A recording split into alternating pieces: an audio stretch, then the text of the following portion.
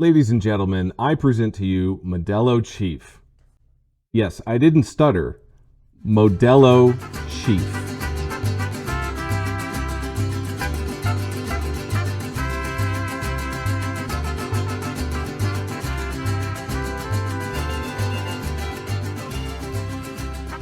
Welcome back to Kimchi Studios, where we make fine art, concept gadgets, and other 3D printable junk that you need. It's the busiest time of the year for me. Spring is absolutely crazy. I'm busy doing spring cleaning, prep for summer, taxes, range fees, and business re-registration fees and all that stuff. And I also had my first crazy Etsy seller experience ever. But I won't go into the details of that, which strangely came at the exact same time that I received my first review ever on Etsy, and it was very positive and informative. It was a true yin-yang moment, perfectly balanced. Somebody had downloaded and printed my MetaQuest controller holsters, and I have a new version coming out very soon, which I'm very excited. You may have seen it in my previous video. You can look for it in that. I always appreciate when somebody gives me positive feedback. It's kind of half of the reason why I got into making things. First of all, I wanted to make them because I love the puzzle solving process.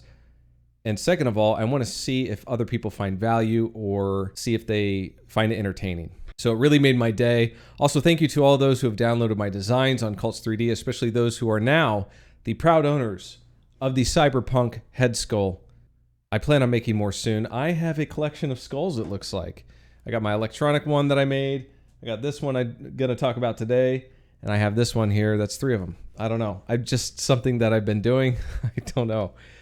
It's fun. It's interesting. And I keep finding things that grab my attention. And I think, hey, I want to make that. You know, I want to make something related to that. And it always, I don't know, it happens to be skulls. I don't know what the deal is. I absolutely love digital sales. And it's a great time to get into 3D printing because you can get into that. In-house manufacturing machines are really changing the world as we speak. They're extremely affordable now, and some are making 6 figures with theirs. If you need a printer, there are many great options out there, and I've had great success with the Elegoo printers. This is the Neptune 3. They have even more updated and whoop-de-doo versions since then. They're very budget-friendly, and they have auto-leveling and other features like that, so I really like them. I've had great success, and like I said, it's never been better to get into this hobby. And for those of you that are in the tabletop miniature hobby, you can get resin printers, and Elegoo just launched a brand new Elegoo Saturn 4 and Saturn 4 Ultra resin printer. You can find a link to their store in the description of this video. It helps support the channel. Thank you very much. In the midst of the recent chaotic swirl that was the beginning of my spring, I was tapped to collaborate on a dragon sculpture made with pasta for a private event for a certain video game company. I've done several food art gigs in the past, and this one was by far the most challenging yet. And I learned a lot, and it turned out really, really good, actually. And the response to it was really positive. And I won't go into details in this video, but I got to meet the original creator, one of the original creators and designers of the model that we used to create our pasta dragon. So that was really fun. I got to meet some really nice people, and it was good. I had a good time, and then it was over and I went home. It was successful. It was great. And I can't wait to do more in the future. So here's a preview. If you know what this character is, leave a comment below. And stay tuned for the next video where I'm going to be talking about the creative process. I have a ton of B-roll to sift through. And it's going to take me about a week or 2 to get that rolled out. Let's see if I can do it in a few days, though. So it was during all this creative work that I took on, along with my increase in dry fire practice. I started lifting more weights because it's getting close to summer, beach weather season. Oh, right here. Woo!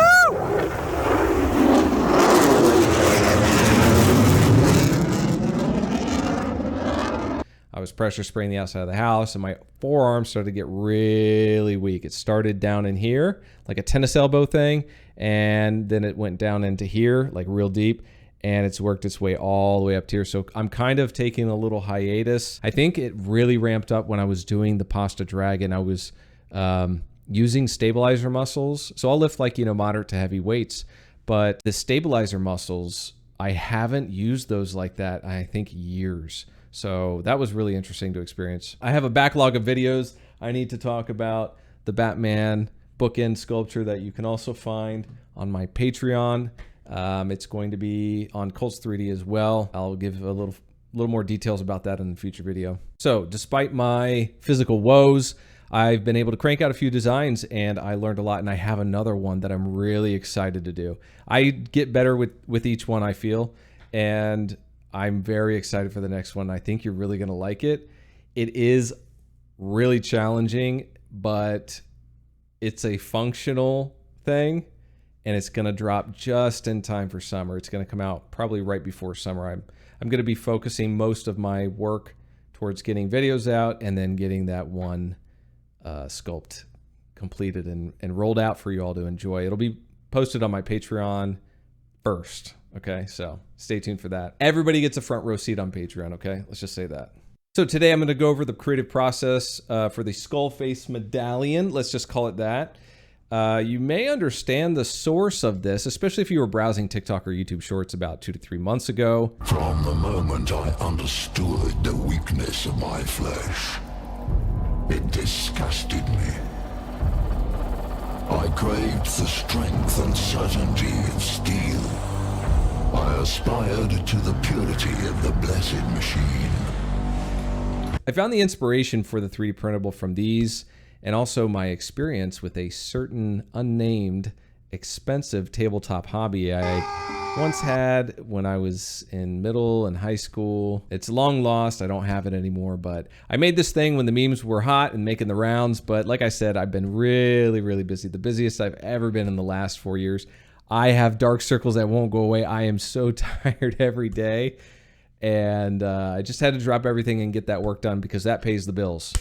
So it's been a great opportunity for creative growth for me in the last few months. I've accomplished a lot of things, and let's go over a handful of the things that I learned designing this 3D printable and what I would do differently next time, and some tips that I have for you all. So I am completely self-taught. I'll take a look at some tutorials, but I have a really hard time focusing on those. So a lot of what I do creatively is self-taught. I really do learn on my own. I like to play around with the tools, and it takes me longer than most people, but I think that's to my advantage because the longer I spend alone learning by myself, the more comprehensive I get the fundamentals. So I really look at why I'm failing at the fundamentals, so I tend to grasp a better understanding of them than if I had just, watched a bunch of, how to do this, this, and this, and then you just have, a skimmed surface knowledge of that type of stuff. So I experienced this with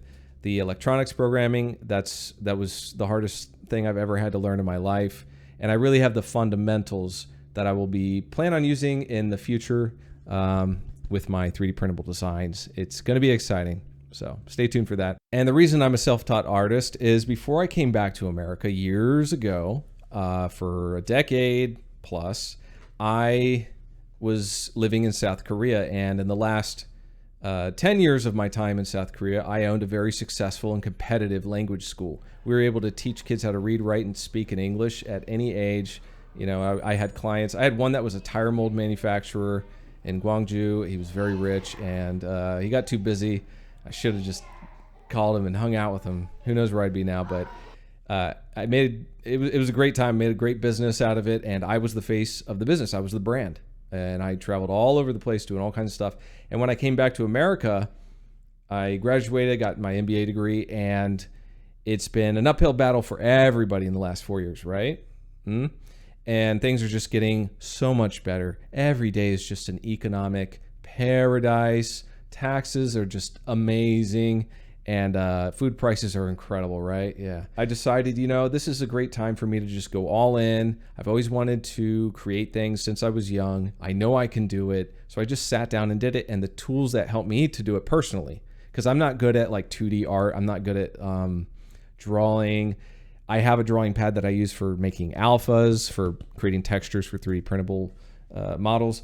But for me, the VR headset changed everything for me. I got it years ago to do this and to play a few games, and it's been a blast. It proved me wrong. I thought VR was such a gimmick, and I don't know why I got it, but I got one, and I wasn't ready for the time it would take to sit down and really, progress. And I don't think my computer was up to speed at that time. So things have progressed. We have tons of options in terms of software. I love designing in CAD. I love designing in with voxel-based sculpting with the VR, because I can actually feel and touch it, you know, and like I can expand it in real time. It's just how my brain works. Everybody's different. You do you. You find the software that works for you, obviously. And for me, I like things that are cheap or free. So I like free CAD. I suggest that. Everybody's like, oh, why don't you use Adobe SolidWorks? No, look, I like free CAD. Free CAD helps me to focus, and I like supporting the project. I've donated to it. I like supporting it. So that's that. And it keeps getting better all the time. So free CAD is great. You can get into it. You can go download it. Also, you know, I'm becoming more familiar with Blender, which is primarily an animation software, which a lot of people use because it's free, but it's a very hefty program. So I have been learning a little bit in that.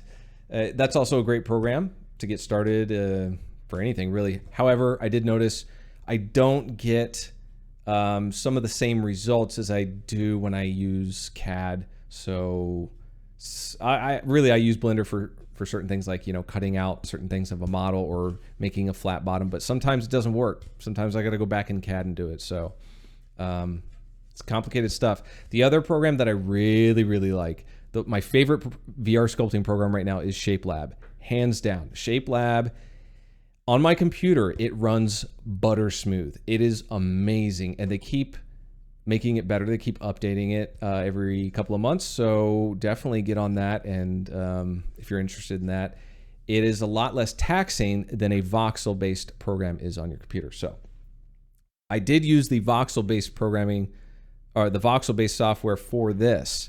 And there's a few reasons for that. I won't go into the details of that. You could do these in either or, but this model was pretty complicated. I'm not gonna lie. And it required a lot of the undo button to get things just right. I originally painted it in the program. I had everything colored. I had all the parts in different layers, so I could distinguish, you know, between the different parts, and then I could see exactly where it was placed in comparison to the other layers. If everything's the same color, it becomes really difficult to distinguish and get that exact placement that you want. However, when you boolean, when you combine, you weld the two different layers together, if they're colored differently, you're going to get blur where the two are welded. And so this is where my grandmaster plan of having the individual layers, which had the individual parts, right? They're all on their own layer. I had in mind the grand idea that if you had a filament swappable printer, right? Those whoop-de-doo printers that can swap filaments, those are great. My idea was to have the colors all done. You know, it would be perfect. You know, it would just swap it for that color. What I realized was I had the models, the different, you know, parts going through other layers. So can you imagine if you had a printer that could swap filaments on the sub layers, right? Where it's not even visible. It's just swapping, constantly swapping for those colors, right? And then it's printing. It would be a disaster, and it would be a waste of time for swapping it, and then it would be a waste of the different colored filaments, where you could save a lot of time and a lot of color by just having, you know, the colors kind of painted on the top surface layers only. You only need the colors visible where you're actually going to see it. So that was what I learned while doing this. And you can go in and you can take this model and you can paint it yourself. It's very easy to do that if you have one of those filament swapping printers. All right, the next takeaway that I got from making this sculpted medallion was to always flatten your bottoms. And I'm going to explain what I mean by that.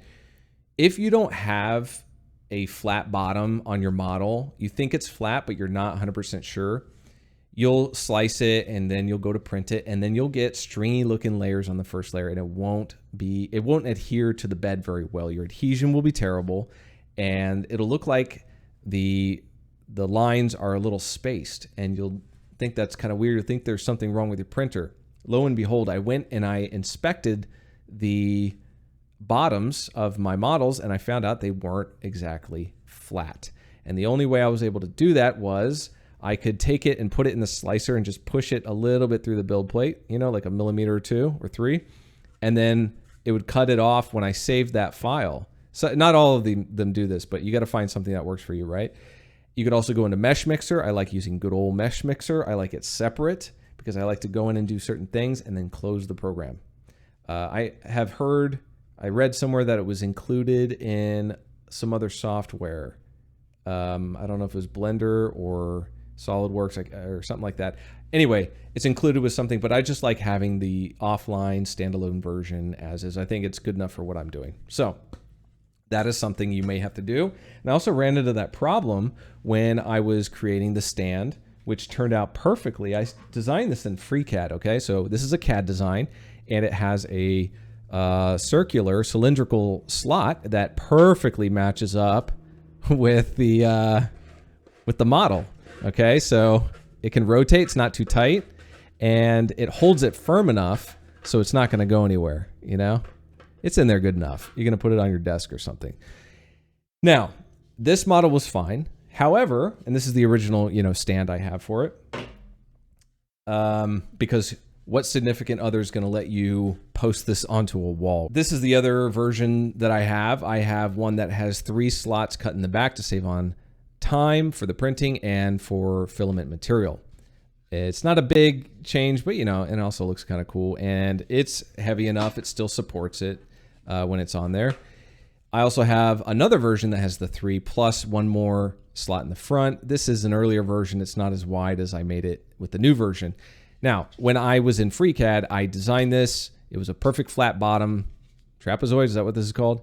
And then I went to make the slots. I exported it. I printed it. It was a disaster. It made a mess.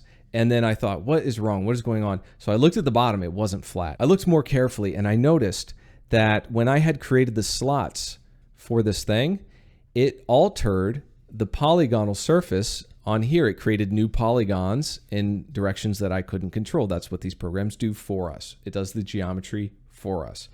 So that was out of my control, but I went in, I looked at it, and I thought, you know what? I could just shave off. I could create, just a square sketch and then just pocket into the bottom of the design. I'll save more material, make it lower to the ground, and it'll look amazing.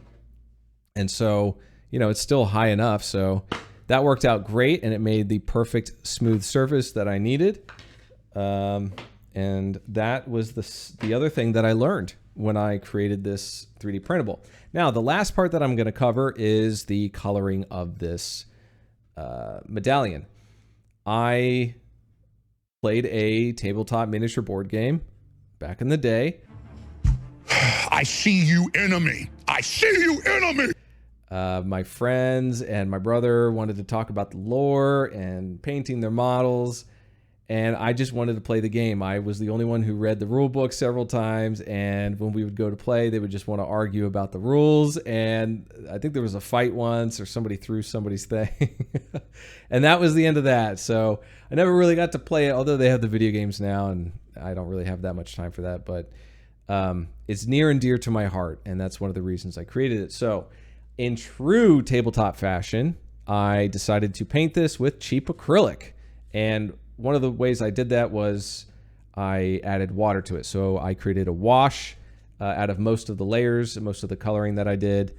There's some dry brushing in there, and it turned out really great. Now, I did print this at 0.3 millimeters. So 0.3 millimeters was the layer height, I guess that's called. And that gave me this really cool topographic map effect.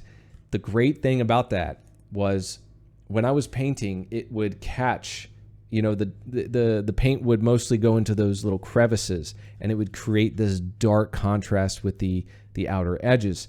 And I thought that looked so cool. And so I just did a few coats of that. It didn't have to look amazing, It still looks amazing, but it didn't have to. It wasn't on my required list of accomplishments. I just wanted to see how far I could get, and it turned out great. Turned out great, I think. So, and even it prints really well. It has, a cavity right there where the teeth, are here, and it just looks amazing. And I think the bone of the skull turned out really well. I did several washes on that, and I did some white dry brush on top. I originally printed this at 0.2 millimeters, and it was with a matte filament, but it looked really, really good. That was my first test. I had scaled it down to a smaller size, which you can see here. And then I decided, you know, let's go big. But I wanted to save on material, and I wanted the print speed to be pretty fast. I think I printed at 40 to 60 millimeters after the initial layers. And the infill was like 10 to 15%. I can't remember. I look at, you know, like when the infill reaches, you know, this actual part right here, I look at, you know, like, is it going to, is there too many gaps? Is the gap, you know, too big between the infill for this to actually, you know, be able to print successfully? So you need to adjust your settings accordingly. Of course, it just really turned out really, really well. And from afar, you know, you can't even tell that it's on lower quality settings. While those expensive filament swapping printers are sexy, painting with cheap acrylic is fun, and it's a little therapeutic. So I highly recommend you start painting your 3D printables. I haven't until now. I had never really needed to until now. And I lost track of time painting this thing, and I loved adding the washes of acrylic and watching it collect in those crevices. It was really cool process. And anybody can do it. You can do it. If I can do it, you can do it. So let's see if I can make any more skulls in the near future. I mean, if that's what people like, I'll do it. I'll do it. You can grab this thing on my Patreon. In fact, you can print it and sell physical copies. As long as you're an active member of the Patreon, you have access, and you are authorized to sell physical copies that you print on your printers. Front row seats to everybody. Everybody can get a good seat. It's like IMAX for everybody instead of side max. Also, you can find my Batman bookend there. I want to print this bigger, and like I said, I just got so caught up in a lot of different other work that I was doing, and I'm going to print this. You can also find this file on my Patreon and on Cults 3D, I believe. I have it printed or posted there. And like I said, you can grab this skull face, and stay tuned for what I'm going to be coming out with next. A MetaQuest, a Universal, Oculus, and MetaQuest series holster. It was a lot of fun to make, actually, and I'm just trying to figure out exactly what kind of filament I want to print it in. You can take a look at that. You can take a peek in my older videos, but I will be working on the B-roll and the editing for the Calgrunty dragon sculpture that I made out of pasta with another artist. Oops, I just said it. It was a crazy story getting that thing finished and rolled out, but like I said, the gig was awesome. Again, thanks for watching, and I hope you learned a few things in this short little video. I know I kind of rant. I'm not very good at reading a script. I kind of just talk from the heart, and I really enjoy making 3D printables. It is the most enjoyable work that I've ever done next to construction, really. So I'm really excited with my personal progress, and I'm looking forward to the next lessons that I'm going to learn. Learn at your own pace, use the software that you want to use, and have fun. Have fun, get creative. See you in the next video. Stay grounded.